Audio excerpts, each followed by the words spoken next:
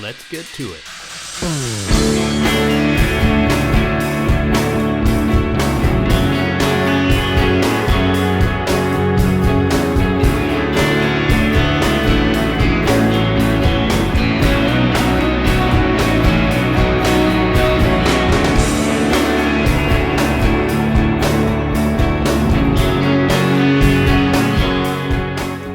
Hello, everyone, and welcome back to another episode of Ben's MicroVision podcast, a podcast for general information and entertainment purposes only, not a financial advice podcast.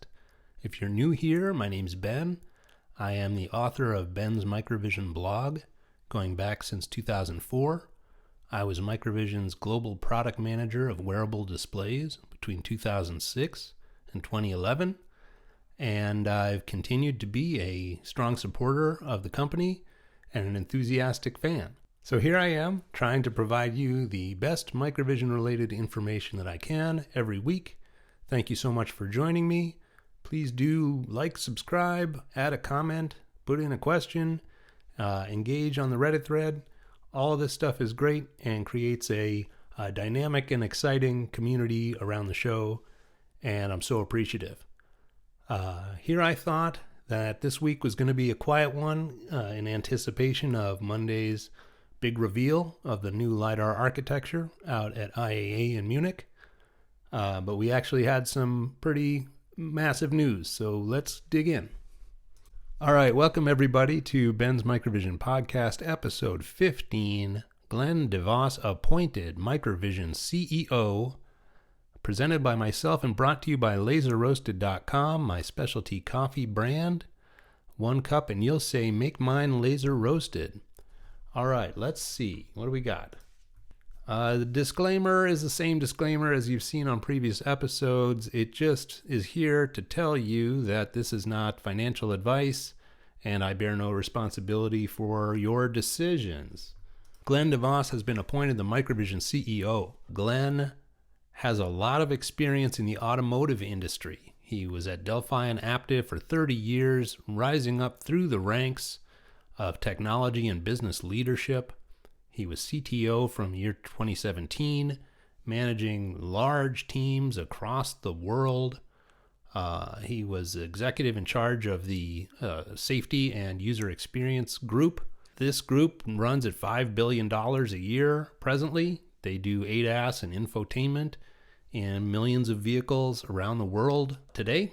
He's architect of integrated vehicle platforms, so he understands pretty much everything about how high technology content gets in to production vehicles that are sold by the millions. And now this accomplished individual is your new CEO. So before we get in too much on Glenn, let's take a moment and acknowledge Sumit Sharma's tenure as Chief Executive Officer of MicroVision. I've put a few bullets together about some of the most important things that Sumit accomplished in his 5 years as CEO. Beginning with, he took over at the sort of depth of the COVID disaster. Down at the beginning of 2020, he navigated the company through this really difficult period where basically all global commerce stopped. He cut the company down to absolute bone and reoriented the company towards automotive LiDAR. He developed a Maven product. He recapitalized the company successfully from a seriously bad situation to a company that now has a pretty decent runway all the way through next year and into 2027. He's progressed MicroVision's intellectual property, including patents that he personally contributed to. And we've talked about it on various episodes in the past, but a lot of these patents describe some essential elements of both automotive LiDAR as well as augmented reality that should be very, very valuable in the right commercial implementation. He purchased Ibeo for $15 million, which was not a ton of money to spend for a company with its pedigree, intellectual property, products, commercial relationships, and software. And he transformed MicroVision from really a hardware-centric company into a software and hardware-centric company by virtue of integrating the Ibeo software and applications into the MicroVision platforms. The Ibeo perception software is a game-changing capability that MicroVision did not have. They got it through this acquisition. The sensor fusion capability is the same thing. They got it from Ibeo. They kept working on it and improving it. And now it's going to form the basis of what we expect to learn a lot more about on Monday, as well as the military and industrial capabilities going forward. Sumit productized the Ibeo flash LiDAR, the MOVIA L and MOVIA S. These are also going to become the foundation for our product offerings going forward. Sumit recognized the emergent demand from the Department of Defense for MicroVision's advanced sensing capabilities and solutions. And he built out an RFQ pipeline that's recently been reformulated and reinvigorated with what the company sees as a greater likelihood of success coming through. So, all this put together, Sumit has provided a robust foundation for MicroVision's next chapter in terms of the technical capabilities of the company, the commercial pipeline, and the fact that there's now financial runway where there wasn't before. So all in all, we tip our cap to Sumit and we say thank you for your contributions. So Sumit is handing the baton off to Glenn at the end of this month. And what is the current situation that Glenn finds himself in? Well, he's got production LiDAR products that are ready to sell and being actively sold as of today. He's got adequate cash runway to fulfill the demand for these products. He's got active RFQs with multiple OEMs. He's got defense and industrial commercial opportunity pipeline that he can convert. And he's got technical leadership in the market for perception integrated LiDAR and embedded sensor fusion. So that's a pretty nice kind of table having been set by Sumit. Essentially, you can think of it as the technological risk has been driven out. The market opportunities are ripe for the taking. And now it's in the hands of a accomplished industry vet who has relationships across the industry and has previously scaled new technologies to millions of units into these markets. So all in all, Glenn is taking over a production-ready, customer-engaged, financially stable, and strategically aligned organization that's prime for accelerated commercialization. And my expectation is that's exactly what's going to happen. On that note, let me introduce you to Laser Roasted's new jerky offering.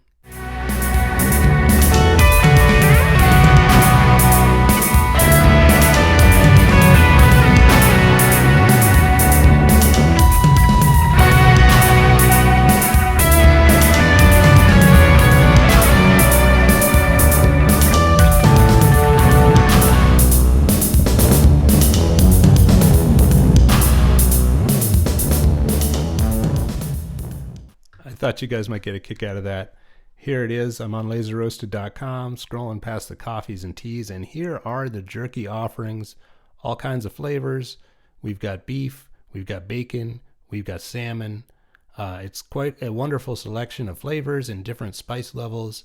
Everything you may want is right there, laserroasted.com. One thing that we know that Glenn has is relationships with many of the target customers that MicroVision would seek to engage with from his time running Aptiv as CTO and leading the active safety and user experience division within Aptiv, where his customers included Stellantis, Volkswagen, BMW, Ford, GM, Toyota, Daimler, Tesla, etc.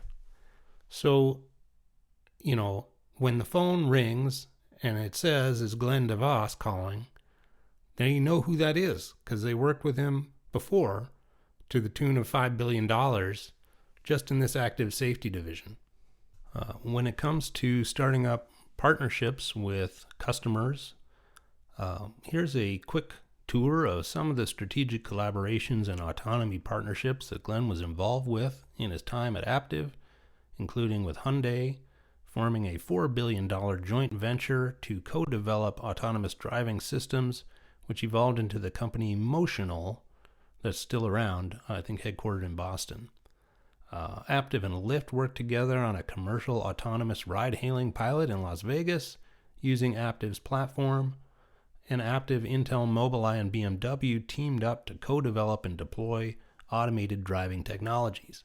So we can see Glenn has a broad influence across ADAS, autonomous systems, and smart mobility domains through his customer relationships, previous history of autonomy partnerships, and general experience running a multi-billion-dollar enterprise totally devoted to active safety systems. Amazing. Here's Glenn in his own words in a sequence of videos that Aptiv released. At Aptiv, we're in the middle of launching 5 different satellite architecture programs. We kind of think of that as our Gen 1. And I'll tell you, there is no substitute for experience. And as part of that process, what we've learned is you really have to work in a different way with close collaboration with the OEM partner, fully engaged in everything from requirements, decomposition, all the way through validation. It's a collaboration with full transparency in terms of how you're developing the software, how you're validating the software, and maturing the system towards launch. There's the physical hardware that's in the vehicle, the sensors, the interconnection, the centralized compute. There's the software that sits on top of that, both in terms of the sensor, the software in the central controller, which is all your middleware, your power mode management, your diagnostics, communications, as well as the environmental model. And that environmental model where you fuse all of that sensor data together to create a really robust view of the world around the vehicle. We can provide those features, or the OEM can provide those features, and ultimately that platform is an open platform on which the OEMs as well as other third-party providers can develop. Now, extending beyond that is the development environment for that platform, or the SDK, so the toolkit that you use to develop and integrate software into the platform. There's also the validation and the whole testing regimen that accompanies the application of the platform to a vehicle. We provide the support and can actually execute that as well. And then the final piece of it is the ongoing lifecycle management. As we've talked about, that platform isn't static. It continues to improve, and you continue to add to it over the life of that vehicle. The other thing is, it is highly complex. You have to have the systems in place to manage that complexity throughout the continued development life cycle. And that extends beyond launch. You really learn what are those pain points associated with the development, and how do we make those better for our OEM as well as for all of the partners involved. This has really been the focus for us. We executed that as part of our first generation of platforms. It really is important to us that we build on that experience, that we provide an open development environment with all of the supporting toolkits, such that whether it's third party or an OEM or it's Aptiv's content, that can all be seamlessly integrated. Wow. Having a CEO for MicroVision who is that clear and that articulate, with that level of industry knowledge and technical knowledge about the target market that we wish to serve, is going to be so tremendous. For many of you who've been around MicroVision for a long time, we've had some challenges with clarity of communication. And when you listen to Glenn, it's smooth. He's taking complicated ideas and making it accessible and understandable for an ordinary person. He knows every aspect of the car in detail. It gives me a lot of confidence, and I can't wait to hear him representing MicroVision in the same way he's representing Aptiv in that video. So there is a suite of these videos created by Aptiv featuring Glenn, which I will link in the description, and you can just watch these and and hopefully get excited by the idea of having someone so accomplished representing MicroVision in the same way. These videos, interestingly, also feature Jada Smith, who is a MicroVision board member. And so you can get a sense for who these people are that are running the show for MicroVision. What's their experience? What's their know-how? What is it they might be putting together for us? Since we're all here, let's listen to Jada Smith for a brief moment here.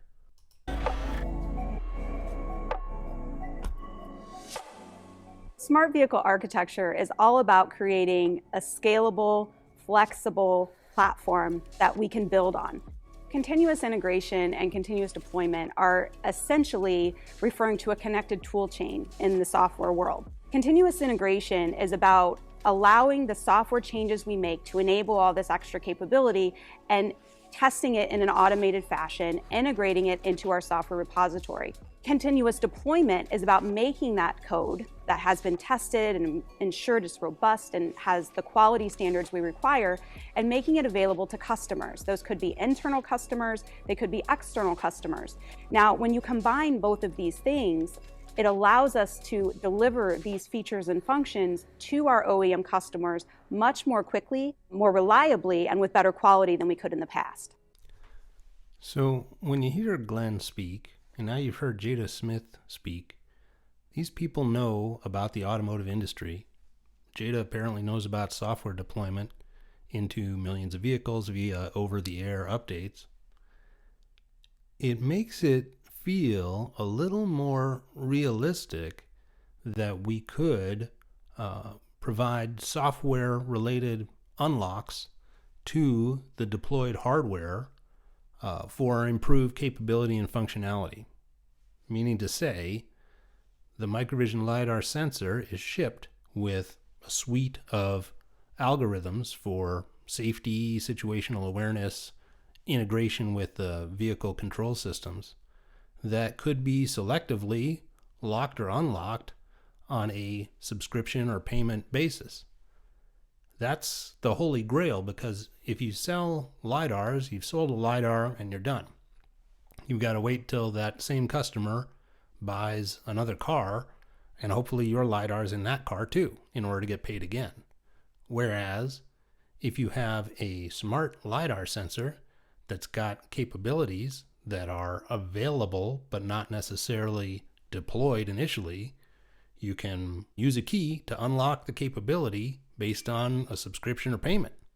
So, these types of things maybe felt like unobtainium, but with these folks running the show, you start to think maybe it's possible. In the announcement that Glenn is appointed as CEO, it was also announced that Simon Biddiscombe would no longer be an independent board member, but would rather become executive vice chair of the company, functioning more as an employee and less as an independent board member.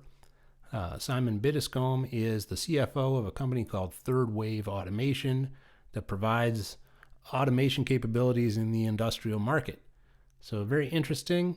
My interpretation of this is that maybe he will be Glenn's number 2 guy and will help him understand the context and history of the company from the period before Glenn joined, and help him assume his CEO duties with a solid understanding of everything that's been going on prior to this year.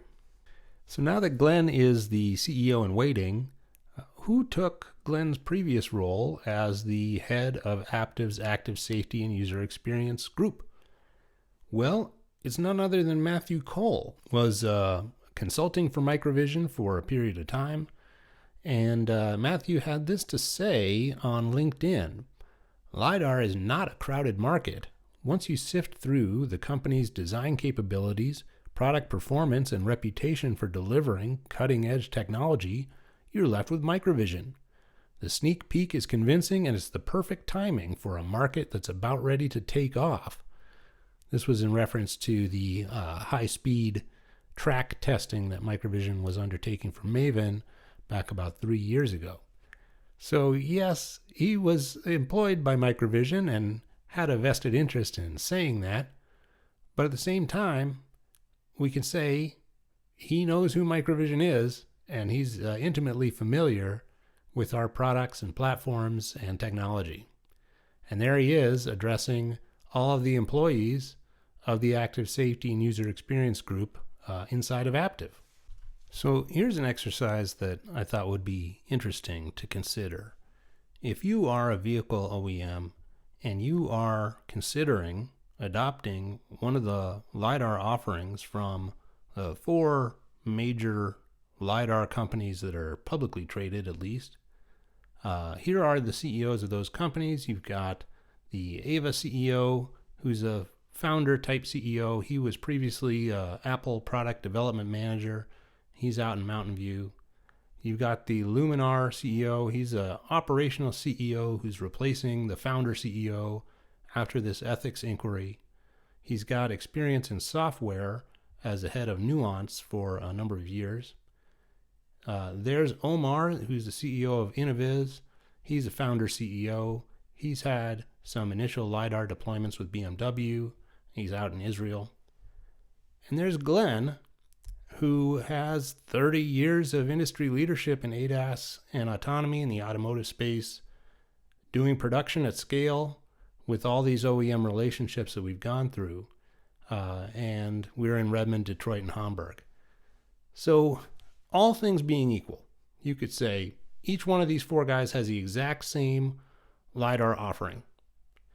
Which would you say is most likely to be successful deploying to millions of units inside, a couple dozen OEMs? My money is on Glenn.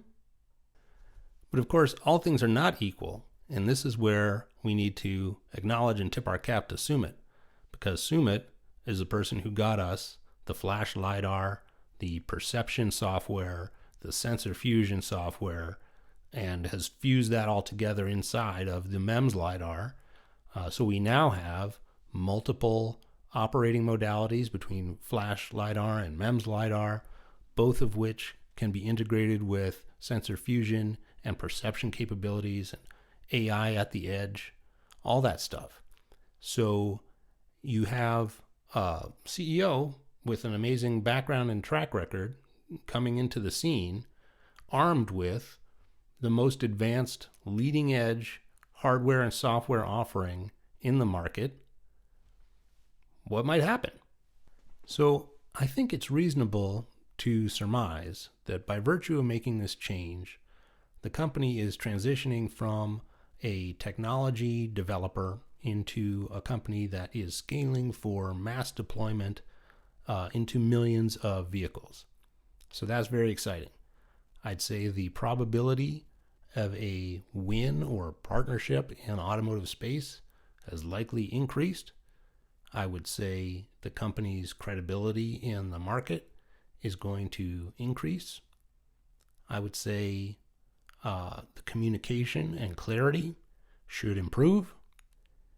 And it remains to be seen whether Glenn's experience in automotive will also go across into the industrial and defense segments. What's not clear from this is what's the future of MicroVision's augmented reality technology. Glenn's going to be highly motivated to capture the maximum shareholder value possible from all of the assets that the company has. But it's not his background to do AR displays. So what might happen there, I think, is a good question, and it'll be very interesting to see. But for now, we've got an automotive guy with an automotive focus with automotive ammunition to change the game of active safety for millions of vehicles around the world. So let's do that. Are you tired of stale, lifeless, bland corporate coffee and ready to fight back?